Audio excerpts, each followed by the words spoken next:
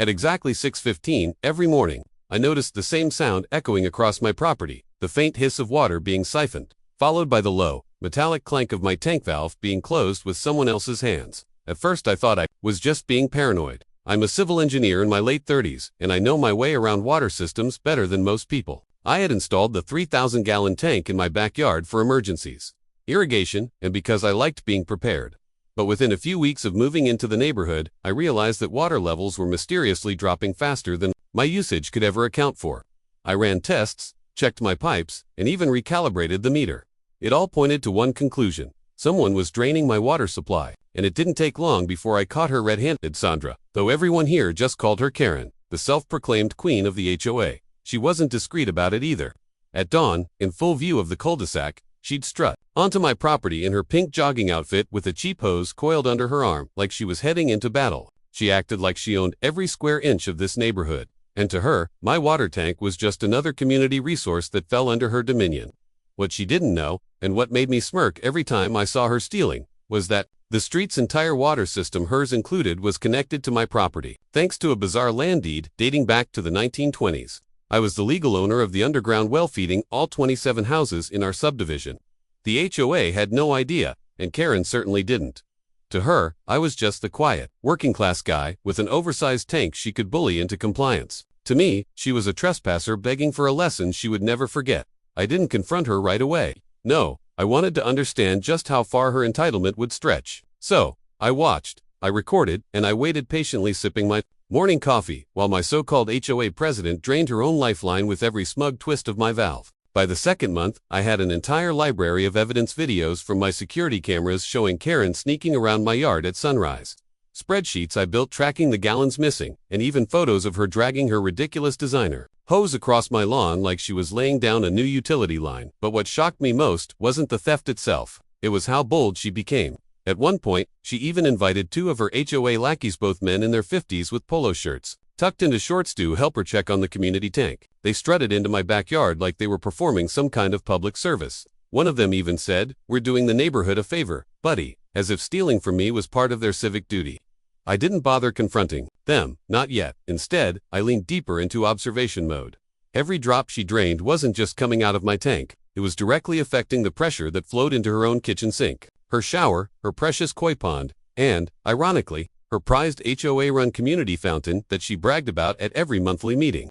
The woman had no clue she was siphoning from her own supply chain, and the hypocrisy was unbearable. At HOA meetings, which I was forced to attend, she ranted endlessly about unauthorized structures on my property, pointing to my tank as if it were an eyesore, while simultaneously draining it dry every single day. She even handed me a citation once for unapproved utility modifications, waving her clipboard like it was the Declaration of Independence. I kept my cool, smiled, and tucked the citation into my folder of evidence. Because in my line of work, timing is everything, and I wasn't about to blow my shot too early. I wanted her arrogance to build, to stretch so thin it would snap under the weight of her own ignorance. So I waited, quietly fueling my plan, while Karen, unknowingly, set the stage for her own downfall, one stolen gallon at a time.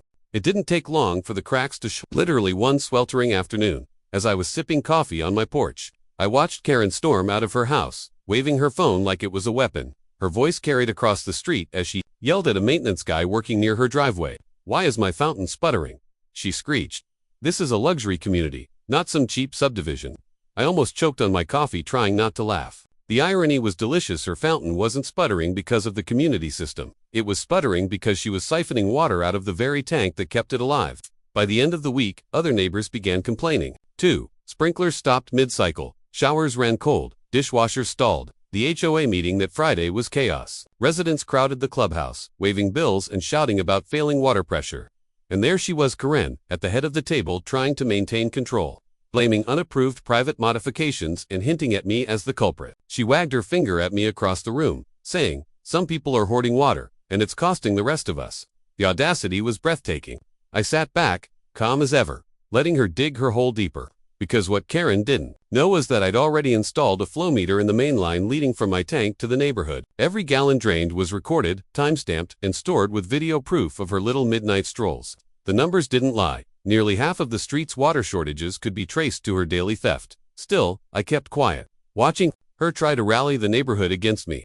when in reality she was the reason their lawns were turning brown. Was like watching a bad sitcom play out live. And while she whipped the crowd into a frenzy about holding me accountable, I was already drafting the presentation that would expose her in front of everyone. By the time the next HOA meeting rolled around, I was fully prepared. I had spent the week compiling video footage, flow meter logs, and even still photos from my outdoor cameras showing Karen sneaking around with her hose, her flashlight cutting through the night like some wannabe burglar. I knew this was my moment, and I wasn't going to waste it. The clubhouse was packed tighter than ever, angry neighbors demanding answers, kids whining about dry pools, and Sandra, the HOA president, trying desperately to keep order with a gavel that did nothing against the roar of frustration. Karen, of course, sat smugly near the front, dressed like she was running for office, pretending to be the savior of the neighborhood. She stood and launched into her speech, dripping with condescension. "We are facing a crisis," she announced, pacing in front of the crowd. "And it's because certain individuals," she looked straight at me, "are abusing resources meant for the community." She had them riled up, nodding along, until I calmly raised my hand. The room hushed when I carried my laptop and a projector to the front. "If we're talking about abuse," I said evenly, "then let's look at the facts." I hit play. On the wall behind me appeared the first video Karen, in her pajamas and slippers, lugging a hose across her lawn, hooking it to my outdoor spigot, and draining my tank into her koi pond. Gasps filled the room. Then came the second clip, time-stamped, showing her returning night after night. I flipped through the water meter logs, showing thousands of gallons stolen, cross-referenced with dates and times. Her jaw dropped, and her face flushed crimson.